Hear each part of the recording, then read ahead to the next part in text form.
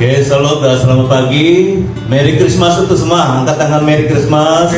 Puji Tuhan, karena pada hari ini kita sekali lagi merayakan kelahiran dan arti kelahiran Yesus dalam kehidupan kita. Semalam kami sudah mulai belajar dari Yesaya 9 ayat 1 sampai 5, di mana Tuhan datang dan kuasa kehadiran Tuhan dinyatakan dalam 4 perkara.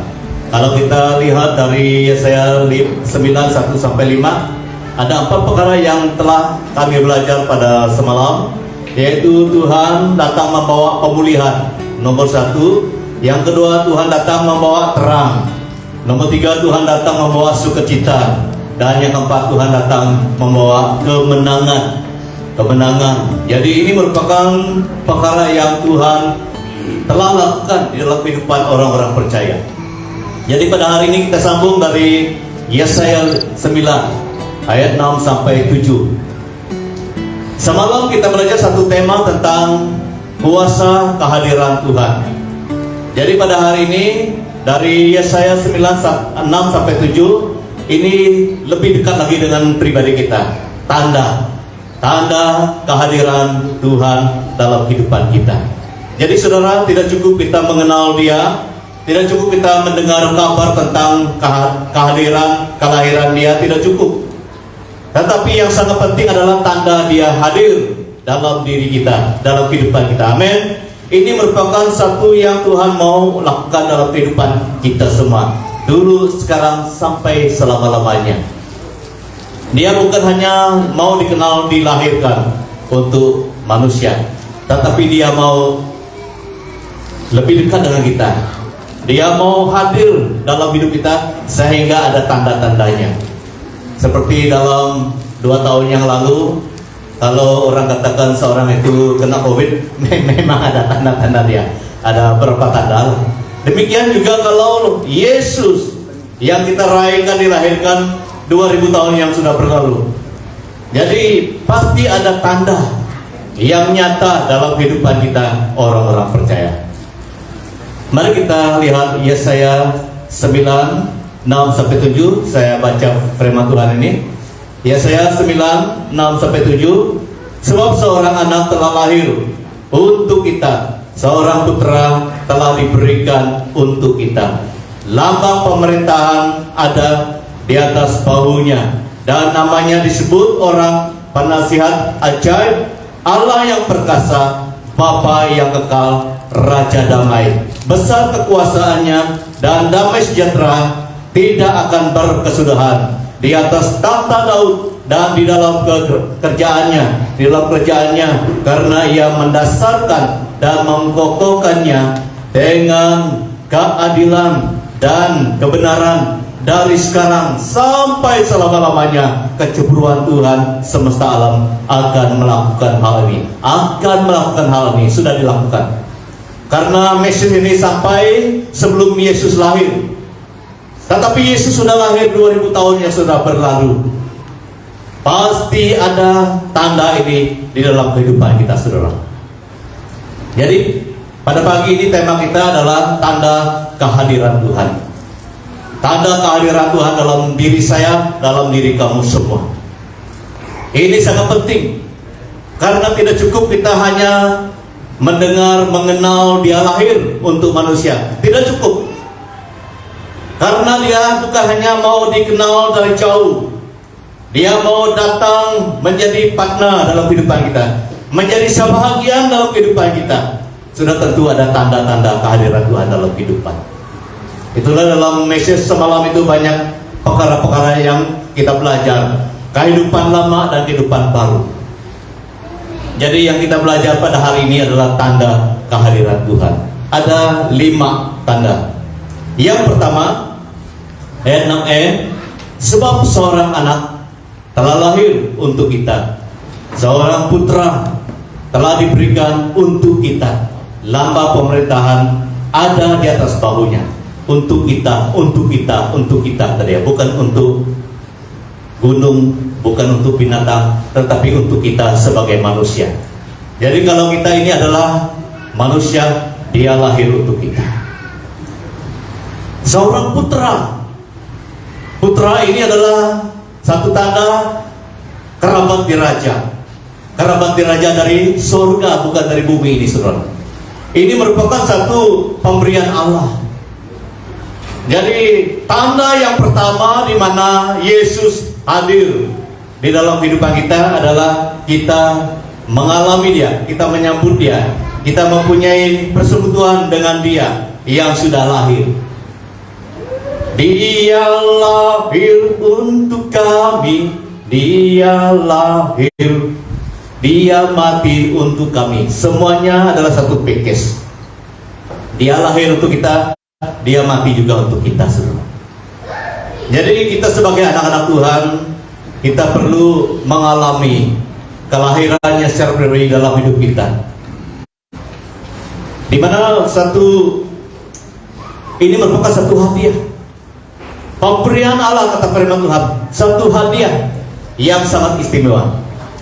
Waktu badai-badai yang dilakukan baik untuk kita maupun untuk raja maupun untuk siapa-siapa, ada banyak hadiah yang diberikan dan tidak ketinggalan hadiah kek itu. Ini kek memang pasti ada. Setiap hari jadi anak-anak kita, orang tua kita, pasangan kita, yang pasti ada adalah kek itu. Itu hadiah yang pertama. Dan ditambahlah dengan barang-barang yang lain. Dan sekarang orang suka memberi hadiah dengan berupa satu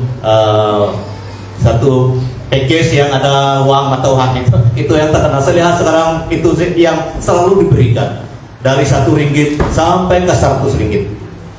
Tapi saya belum terima itu, harap tahun depan terima itulah. Ame ikon selani saya rasa sudah selalu terima itu. Jadi hadiah-hadiah seperti ini lebih rendah daripada hadiah yang daripada surga. Amin. Dia adalah hadiah untuk kita. Ini tanda yang sangat perlu, biarpun saya tidak mendapat hadiah-hadiah yang seperti yang lain, tetapi asalkan saya mendapat hadiah daripada surga. Siapa dia? Yesus Kristus. Amin. Ini merupakan bahagian kita semua, bukan hanya untuk pastor, bukan hanya untuk dekan-dekan, tetapi untuk semua kita yang percaya. Jadi saudara, Bapak Ibu yang kasih dalam Tuhan Yesus Kristus, ini tujuan Yesus lahir. Dia mau menjadi bahagian dalam diri kita sebagai hadiah yang istimewa. Itu nomor satu. Jadi itu sebabnya kita berpesta, karena kita merasa Dia ada di dalam kita. Dia ada bersama dengan kita, bukan waktu Krismas saja saudara, tetapi setiap hari sepanjang masa. Itu sebabnya saya tidak malu memberitakan firman Tuhan, tidak malu menyanyi, tidak malu berdoa lagi, karena saya tahu Dia ada bersama dengan saya. Demikian juga kamu, amin. Demikian juga kita tidak perlu malu lagi menyembah Tuhan, tidak perlu malu lagi melayani Tuhan, karena Dia adalah pemberian Tuhan yang sudah ada dalam diri kita. Itu yang pertama yang perlu ada. Yang kedua, yang merupakan tanda kelahiran ataupun tanda kehadiran Tuhan dalam kehidupan kita adalah, yaitu kalau kita melihat dari ayat yang 6b, namanya disebut orang penasihat ajaib. Penasihat ajaib. Jadi kita semua mempunyai orang tua. Saya sangat percaya orang tua kita pernah menasihat kita. Apalagi kalau kita seperti anak laki-laki seperti saya ini adalah seorang yang nakal. Saya beberapa kali sudah kena didikan dan pukulan daripada orang tua karena nakal. Tetapi bapak dan juga orang tua selalu berusaha menasihat. Jangan begini, jangan begini. Kalau kamu buat lagi, saya akan pukul. Kalau kamu buat lagi, saya akan pukul. Dari arwah bapak saya memang tegas dengan kami. Dan saya adalah di antara kami adik-beradik yang selalu dipukul karena selalu melanggar nasihat bapak. Jadi kita mempunyai satu yang lebih istimewa, Tuhan Yesus. Walaupun manusia mungkin tidak bersama dengan kita, tidak lagi menasihat kita, tetapi ada satu pribadi. Karena Dia sudah lahir, Dia sudah ada dalam diri kita, Dia menasihat kita dengan kuasa Roh Kudus dan terang firman-Nya. Ini keistimewaan kita di dalam Tuhan, saudara. Dia selalu menjadi penasihat yang tidak pernah meninggalkan kita. Satu peristiwa di mana seorang bernama Filemon mempunyai seorang hamba bernama Onesimus. Onesimus ini nakal seperti saya juga di rumah Filemon. Dan Filemon tidak tahan lagi, dia masukkan Onesimus itu masuk penjara. Jumpa Rasul Paulus, begitu dia jumpa Rasul Paulus di penjara. Jadi Rasul Paulus menasihat dia dengan firman Tuhan, sehingga Onesimus ini diupahkan bukan oleh Paulus, tetapi oleh kuasa firman yang disampaikan oleh Paulus, saudara. Paulus hanya alat seperti kita. Dia menyampaikan firman Tuhan kepada Onesimus. Onesimus diupah. Ada seorang pribadi yang istimewa bernama Rasul Paulus memberi nasihat sehingga dia berubah, saudara. Jadi sesudah dia berubah, Rasul Paulus memberi surat, memberi kata-kata dorongan kepada tuannya Filemon. Filemon, Onesimus sudah berubah. Dia tidak seperti dulu lagi. Dia sangat berguna untukku dan untuk kamu juga. Terimalah dia, Filemon, kata Paulus kepada Filemon. Jadi dari sana Onesimus dipakai dalam pelayanan Tuhan bersama dengan Paulus dan juga dengan tuannya Filemon. Ini juga yang terjadi dalam kehidupan kita hari ini, saudara. Walaupun kita mungkin kurang yang menasihat kita dari segi manusia, tetapi Tuhan kita sangat mampu dan senantiasa mau menasihat kita dengan kuasa firman-Nya. Dan kalau firman-Nya itu memang ada kuasa Roh Kudus-Nya, tidak pernah terpisahkan. Saudara jemaat Tuhan yang kasih, kuasa firman dan Roh Kudus tidak terpisahkan. Apabila kita bekal dengan firman Tuhan dan Roh Kudus akan berbicara melalui firman itu. Jadi saya sudah mengerti, saya sudah 20 lebih tahun melayani Tuhan, saya sangat mengerti. Firman dan Roh Kudus tidak terpisahkan, karena itu adalah pribadi Tuhan sendiri. Allah Bapa, Allah Anak, dan Allah Roh Kudus. Allah Anak itu adalah firman. Yohanes 1 ayat 1 sampai 3. Pada mulanya adalah firman. Firman itu bersama dengan Allah. Firman itu adalah Allah sendiri. Jadi saudara, yang menasihat kita hari ini, yang sebagai penasihat ajaib untuk kita hari ini adalah firman Tuhan dan Roh Kudus-Nya. Kita sangat berbahagia, kita sangat beruntung, saudara, karena kita mempunyai firman. Jadi itu sebabnya Yesus lahir, saudara.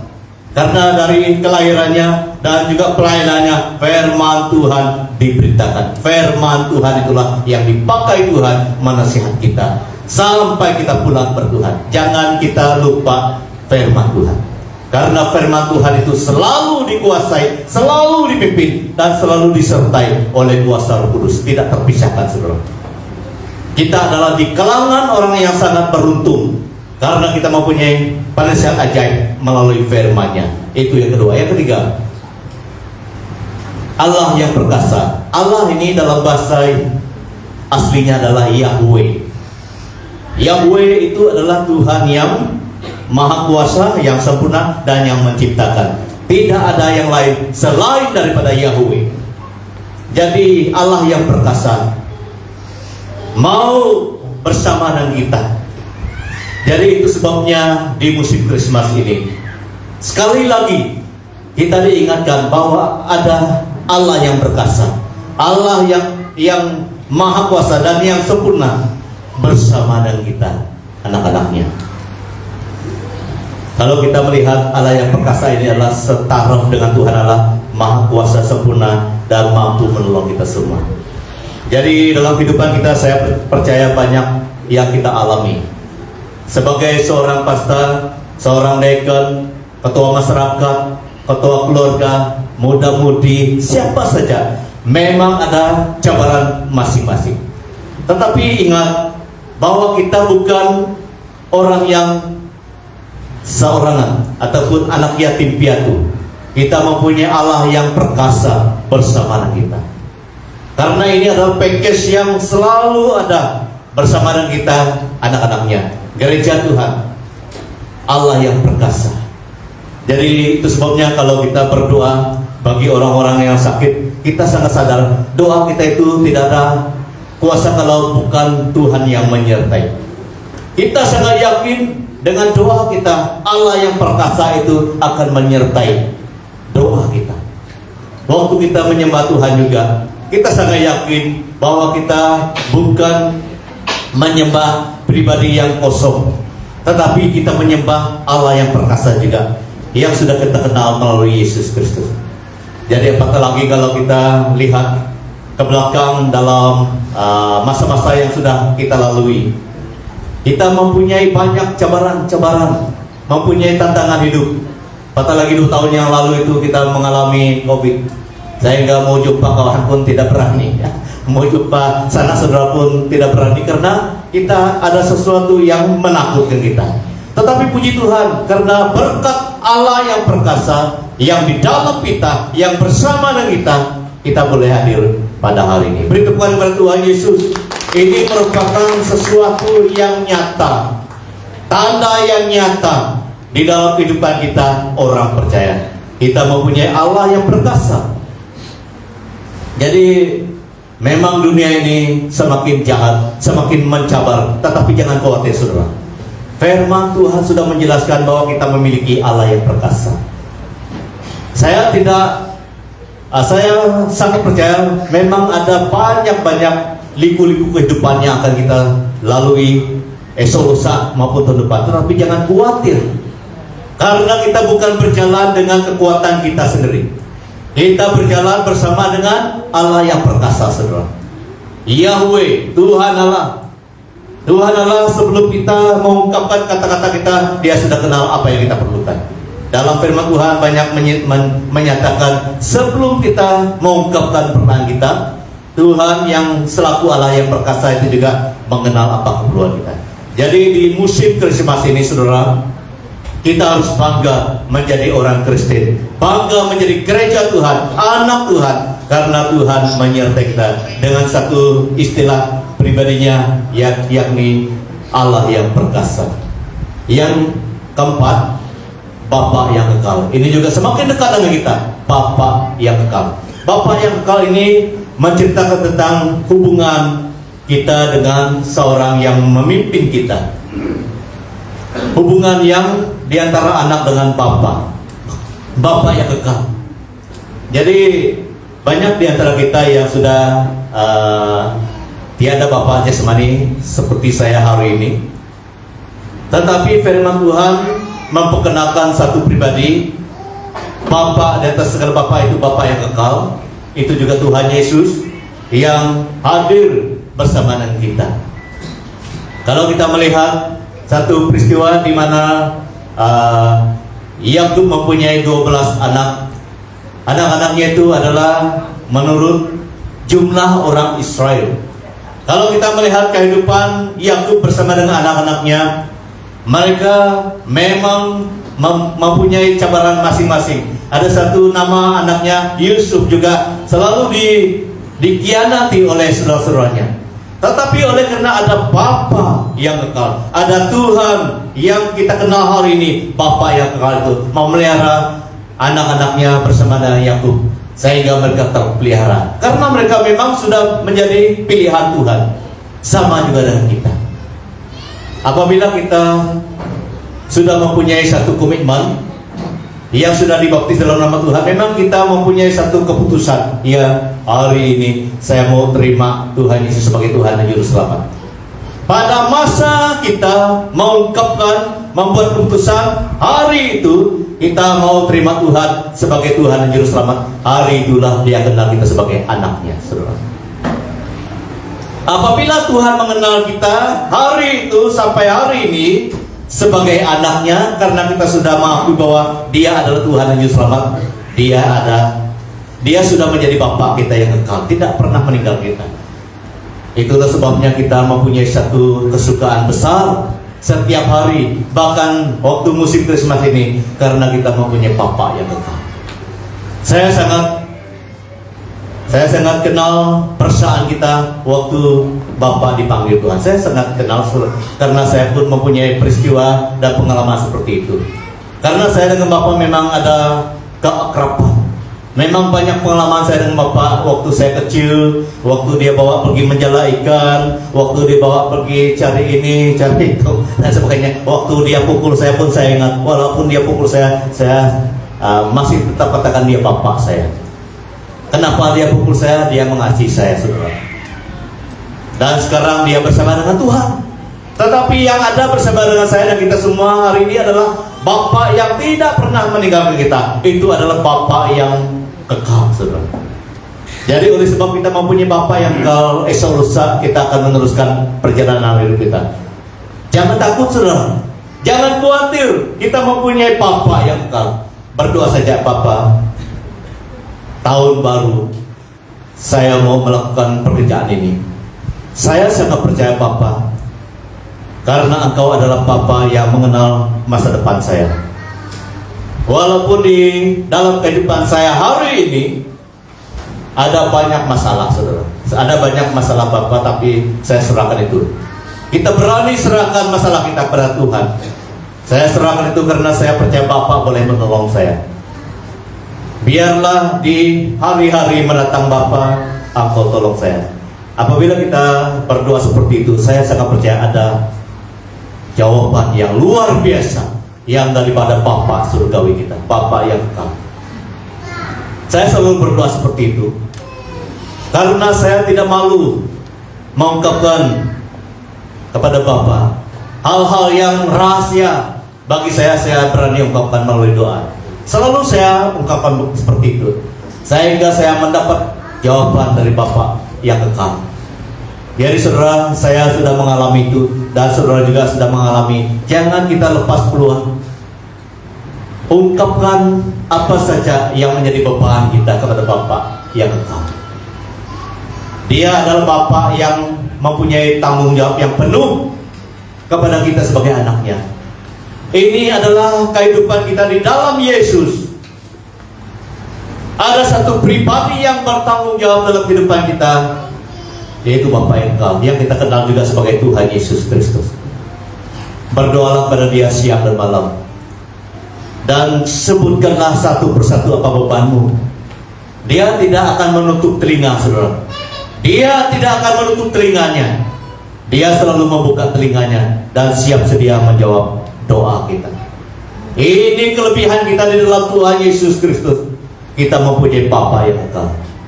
Itu sebabnya saya sebagai hambanya sangat percaya, walaupun esok lusa memang ada cabaran, memang ada, tetapi saya sangat bersyukur saya mempunyai Bapa yang kekal. Kamu juga mempunyai Bapa yang kekal. Amin.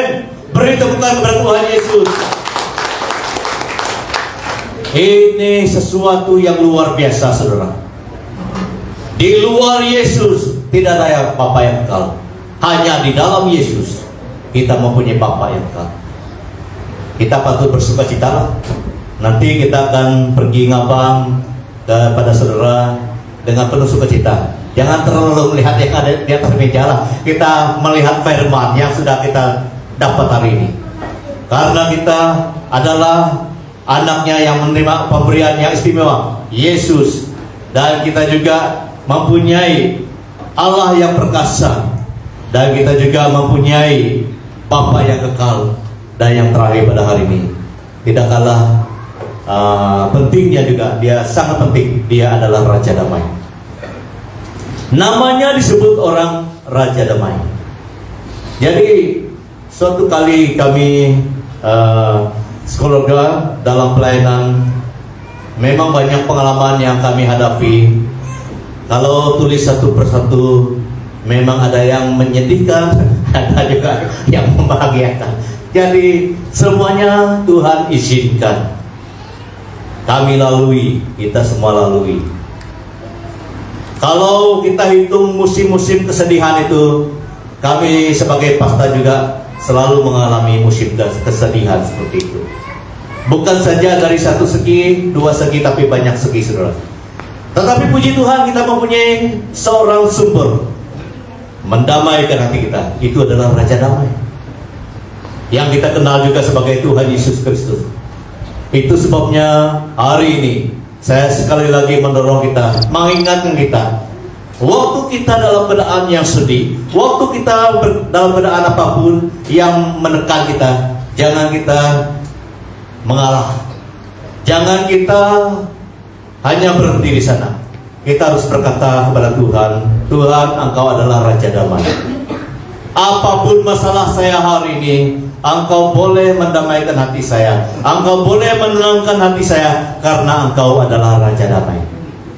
Kita harus berdoa seperti itu, dan kita harus berseru seperti itu, karena itu tujuannya lahir. Dia lahir untuk kita. Itu tujuannya dia datang untuk kita. Dia mau memberi kedamaian, sukacita, ketenangan kepada kita. Itu dalam Yohanes 14 ayat 27. Yohanes 14 ayat 27, firman Tuhan katakan, dari Yesus katakan, damai sejahtera yang kuberikan tidak sama seperti damai yang daripada dunia. Artinya damai sejahtera yang Tuhan berikan itu melampaui apapun yang kita tanggung, melampaui kesusahan kita, melampaui kesedihan kita, melampaui tekanan hidup kita, beban kita. Dia boleh menyelesaikan itu. Oleh itu mari kita terus sembah Dia. Jadi itu sebabnya Dia datang untuk kita. 5 perkara. Dia datang sebagai pemberian Allah yang spesial. Dia datang sebagai penasihat yang ajaib. Dia datang sebagai Allah yang perkasa. Dia datang sebagai Bapa yang kekal. Dia datang sebagai Raja Damai. Saya rindu kita menyanyi satu nyanyian. Saya minta dengan segala hormatnya, sebelum saya berikan kepada yang lain, kita menyanyi dulu. Saya minta pemusik datang. Nyanyian yang menyatakan bahwa Dia adalah Tuhan yang memberi kita segalanya dalam kehidupan ini. Nyanyian yang mudah. Yesus Tuhan dan Allah kami. Mari kita berdiri bersama-sama sebagai respon kita bangga menerima Dia sebagai 5 perkara ini tadi, sebagai hadiah yang istimewa, sebagai penasihat yang ajaib, Allah yang kekal, dan juga Bapa yang kekal, dan juga Raja Damai. Kita harus katakan Dialah Allah dan Tuhan kita. Dan sesudah ini nanti baru saya berikan acara seterusnya kepada yang lain. Kita menyembah Dia dengan nyanyian Yesus Tuhan dan Allah kami. Dialah Tuhan kita, Dialah Allah kita. Allah artinya Yahweh yang berkuasa di surga dan di bumi.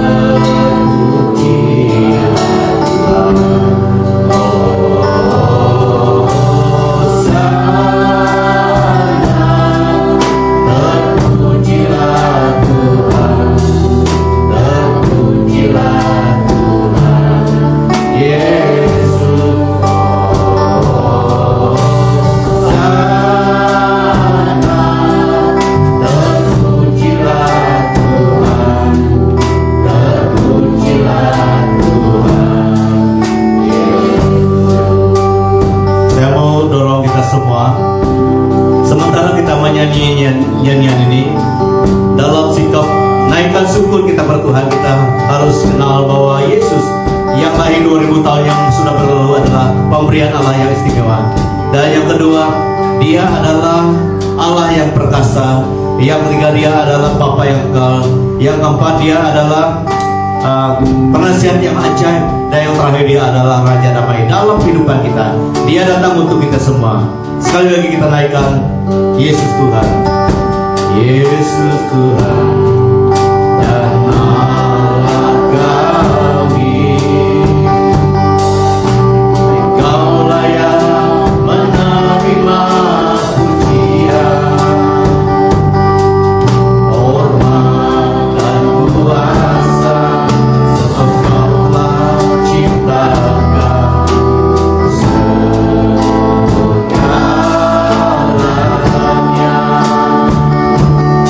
Oleh karena kehendak-Mu, semuanya itu telah ada dan diciptakan untuk kemuliaan dan